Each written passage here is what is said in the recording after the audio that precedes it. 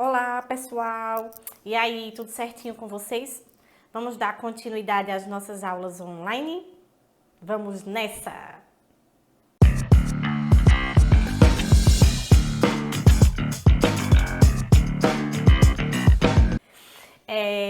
O assunto que nós iremos ver hoje são poríferos e quinidários, tá? A parte de zoologia, certo? A parte dos animais. Vamos lá, poríferos. O que quer dizer os poríferos? Poríferos são as esponjas do mar, certo? Eles vivem em ambientes aquáticos, ok? São animais invertebrados, pois eles não possuem coluna vertebral. Pode ser encontrado também, na sua maioria, em ambientes marinhos, mas também tem alguma parte em água doce, tá certo? São animais evoluídos, no caso as esponjas, certo?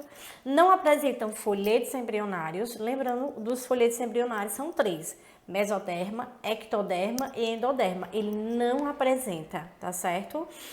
Também não desenvolve tecidos diferenciados em nenhuma etapa da sua vida. Praticamente os poríferos ele não possui nenhuma das características que nós vimos no capítulo anterior, como os folhetos embrionários, entre outros, tá? Características gerais dos poríferos. A palavra porífero, poros, quer dizer o poro, no caso, as aberturas que possui no corpo dele, justamente para a entrada da água, a filtração, certo, que ele faz. E ferre, que quer dizer portador de alguma coisa, tá? São animais que têm um corpo coberto de poros, certo? Então, toda a parte externa dele tem os poros, os orifícios, que é justamente por onde a água entra e é filtrada, certo? Continuação das características.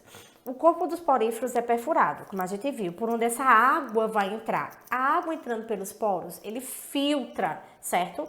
E tem uma cavidade interna, que é chamada de ósculo, certo? Por onde sai a água. É nessa cavidade aqui, ó, que é justamente o ósculo, onde a água ela vai sair. Então, ela entra pelos poros, para ser filtrada, e ela sai pelo ósculo, água totalmente filtrada. O perigoso da esponja é porque se ele vive em ambiente de água doce e a água esteja poluída, ele se polui. Por quê? Porque ele não vai filtrar a água, então à medida que ele filtra para obter o alimento, por ele ser um animal fixo, tá certo? A partir do momento que ele filtra para obter o alimento, ele se polui, tá? Então se a gente consumir esse ser, a gente se contamina também. A água entra rica em oxigênio e alimento, certo? E sai com resto de digestão e gases carbônicos. Por quê? Porque ele vai eliminar, certo? A água limpa, tá? Porque ele se alimenta dessas excretas, dessas substâncias que a água vem, ok? Mais alguma coisa sobre os poríferos. A água ambiental que penetra no corpo dessas esponjas, certo?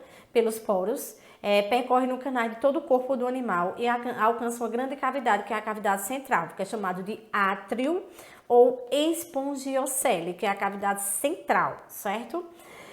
Existem também os coanócitos, que revestem todo o átrio, é como se fosse o tecido de revestimento, tá certo? Esse coanócito, que vai revestir essa abertura que tem dentro dos poríferos, ok? E em muitos casos, pequenas câmaras que ficam no trajeto dos canais. Então, os coanócitos têm a função justamente de... é um tecido, certo? Que reveste todo o átrio, toda essa espongiocele do corpo das esponjas, ok? Outra coisa também, dentro do corpo das esponjas, existem os flagelos, que ao se agitar, ele vai justamente fazer com que a água circule dentro do corpo dela, tá certo? Aí se chama flagelos, certo? Vamos lá. Dentro dos coanócitos, ela tem a função de reter as partículas que estão dentro da água, que a água traz, ela vai ser retida pelos coanócitos, pelas essas aberturas, no caso, por essa camada de proteção dentro das esponjas, tá certo? Como a gente viu anteriormente, que são os átrio, também conhecido como espongiocele, ok? O alimento total, todo o alimento, certo? Ele é totalmente ou parcialmente digerido. E em seguida ele vai ser entregue a um amebócito do mesênquima. No caso, é aí que ele vai concluir a sua digestão, nessas células, tá certo? Então, as células dos amebócitos, dali ele conclui a digestão. O oxigênio ele vai ser retido por um processo chamado de difusão, certo? Esse processo de difusão é diretamente na célula, ele vai ser retido, certo? E em seguida, tudo aquilo que ele não vai ser aproveitado, ele vai ser expelido pelas excretas dele, tá certo? Que é justamente por esses ósculos, que é a abertura de saída da água, ok? A reprodução, como é que eles se reproduzem? Eles podem reproduzir de maneira sexuada, por 3 tipos, tá? Brotamento, quando uma parte do corpo do animal se destaca e forma um novo ser, tá? Ele tem ali um brotinho que tá no corpo dele, vai se destacar, fixa em substrato, aí ele cresce. Por gemulação, no caso isso ocorre mais em espécies de água doce, que são gêmulas que existem, certo, no corpo das esponjas. Então, daí essas gêmeas elas vão se reproduzir e dar origem a um novo ser. E por fragmentação, que são fragmentos. Esses novos fragmentos dão origem a novos indivíduos, tá? E esses novos indivíduos têm o poder de se regenerar. Eita. E a reprodução sexuada é aquela que não necessita do outro indivíduo, mas a maior parte das espécies das esponjas, elas são hermafroditas, tá? Existem também os gametas, no caso as células, que são chamadas de gonócitos, que são derivados dos amebócitos, tá? Por onde elas se locomovem. Os espermatozoides saem do corpo das esponjas, pela essa abertura que ela tem, que é o ósculo, certo? E penetram em outra esponja por esses poros que estão ao redor do corpo dela, tá? Quem vai levar isso aí é justamente a água. Então, a água é que facilita e que ajuda na reprodução sexuada. Então, o espermatozoide saindo do corpo do macho e vai ao encontro do, certo? Pelos átrios, vai entrar pelos átrios. Lembrando que ele é hermafrodita, é que ele pode ter os dois sexos, tá certo? Por mais que eles tenham os dois sexos, eles não têm a capacidade de se autofecundar. Outra coisa também, essa reprodução vão ser capturados pelos coanócitos, por essa abertura que existe dentro, certo? Esse tecido, e vão ser transferidos até o óvulo. Quando chega no óvulo, que esse óvulo vai ficar em uma substância mesogleia, que é uma substância líquida viscosa, certo? E ela ajuda na fecundação, essa substância. E daí, desse ovo, ele vai surgir justamente essa lava, tá? É um animal de vida livre que vai abandonar a esponja e vai nadar e se fixar um substrato. E daí vai originar um novo indivíduo, ok? A classificação dos poríferos. Ela é classificada pelo tipo de espículas, certo? O que são espículas? São a estrutura de sustentação do corpo das esponjas, tá? Elas podem ser calcárias, que é as calcareia. Pode ser sílicas, que é a hexatinelida, e elas podem ser de fibras, que é a desmopongiae, tá certo? Vamos lá. A importância econômica dos poríferos. Na realidade, para que servem esses poríferos, tá? Eles podem ser usados como esponjas de banho, que a gente encontra muito aí em farmácias, supermercado, né? Utilizados para banho e higienização, certo? E em alguns lugares mediterrâneos são vendidas nas peixarias, certo? As esponjas, elas são usadas na cozinha, no nosso banho, tá? Hoje em dia, vende poucas esponjas. No caso, hoje em dia, pouco se vende esponjas no filo porífero, tá certo? Então, lembrando, as esponjas, ela não tem nenhuma classificação, tá certo, gente? Nenhuma. Vamos lá agora para a próxima. Ela é mais fácil de ser identificada, certo? Porque aquelas classificações sobre celoma, folheto embrionário, elas não possuem, tá certo? Quinidários é a próxima classificação. Características gerais dos quinidários. São animais aquáticos, feito a gente viu as esponjas. Pode ser encontrado em ambientes marinhos de água doce, tá? Só que eles são fixos. No caso, os quinidários, eles predominam mais em ambiente marinho. Eles podem ser flutuantes ou sésseis, tá certo? E vivem muito em profundidades também. Aí temos alguns deles, que é a água-viva, a caravela, a hidra, os corais. São alguns exemplos dessa classe dos quinidários, também conhecida como selenterados. Organização estrutural, certo? Vamos lá. Eles podem ser pólipos, que são geralmente sésseis, tá? Fixos a um substrato. Ou eles podem ser medusas, que são animais livres, nadantes, tá? Eles podem ser levados pelas correntezas, como ele também pode nadar.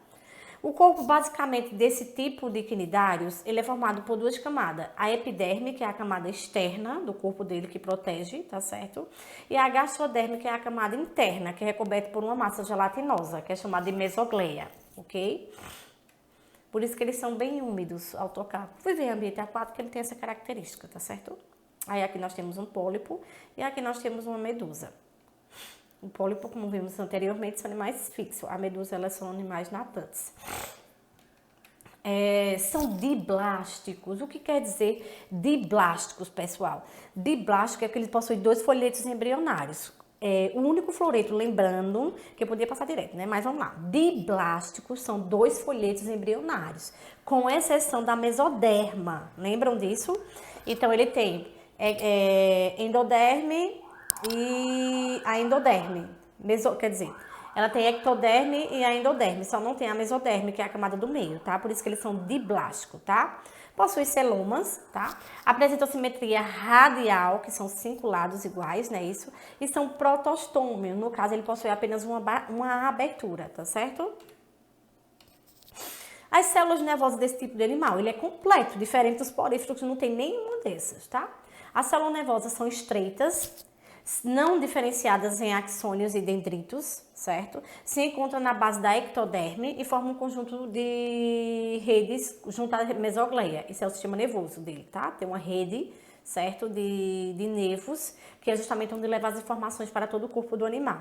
São quinidoblastos, que quer dizer, são células especializadas, que possuem tentáculos, tá? Possui também uma cápsula, conhecida como nematócitos, nematocisto, que é um filamento interno emissor de uma substância urticante, é uma defesa do animal, certo? Quando ele se sente ameaçado, eles liberam essa substância urticante, ok?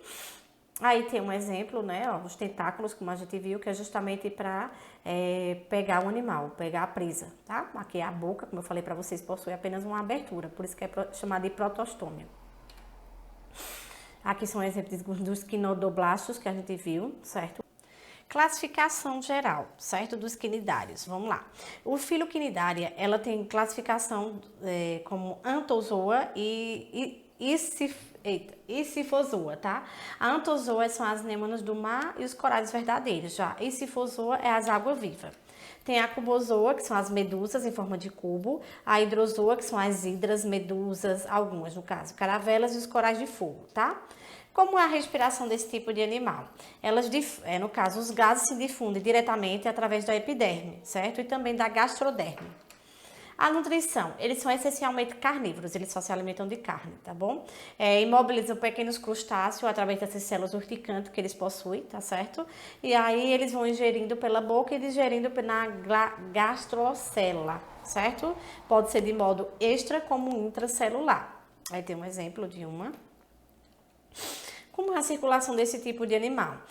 Qualquer substância ele se desloca por uma circulação aí difusa simples, tá? No caso, também com a ajuda da mesogleia. Essa mesogleia é um líquido, certo, gente? A excreção é por difusão direta, no caso pela gastroderme e pela epiderme, ok? Que são os tecidos que ela possui. Como é a coordenação desses animais? Não há nenhum neurônio típico deles e o sistema nervoso corresponde a um conjunto de células nervosas conhecido como mesogleia também. Existe conjunto de células fotossensíveis que são denominadas de ocelos. No caso, esses ocelos, ele é justamente como o sentido, tá? Certo? Desses animais, que eles sentem por ele, ok? Por essa abertura. A reprodução pode ser por metagênese, no caso, alternância de gerações. Podem ser assexuados e sexuados. No caso, os assexuados por brotamentos e estrobilização. Esses brotamentos são em forma de broto. E essa estrobilização são indivíduos que são gerados, tá certo? Indivíduos pequenos gerados através do... Como é que eu posso dizer? Da gemulação, de gemas do corpo do animal, certo? E o sexuado é justamente o encontro do gameta masculino com o feminino. E a fecundação ela pode ser tanto interna como externa, tá? E tem um desenvolvimento indireto, que forma a lava, como vocês estão vendo aí na imagem, ok? Certo? Eu espero que tenha ficado bem claro o conteúdo, ele é simples, tá? Até porque os poríferos, eles não possuem nenhuma característica, diferente dos quinidários, que possuem a maioria das características, tá certo, pessoal? Espero que tenha ficado bem claro, tá? Qualquer dúvida, a gente vai tirando nas nossas aulas, certo? Fiquem com Deus e até a próxima aula.